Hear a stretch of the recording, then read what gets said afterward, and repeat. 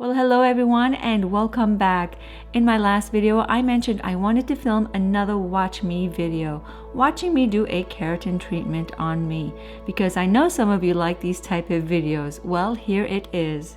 You should know this is not a tutorial, but if you'd like to know more about one of my favorite treatments I'm using, which is Inverto Revolution by Keratin Research, it's linked down below along with other keratin treatment reviews and tutorial videos I've uploaded in the past. It's been about a year since I've done this treatment, but I'm way past due.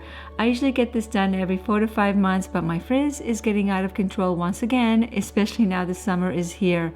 All frizzy-haired ladies out there can totally relate and know what happens to our hair in the summer, right?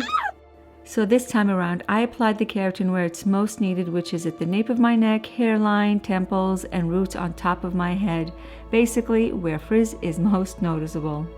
All products used will be listed down below, so enjoy and I'll see you soon. Ciao for now.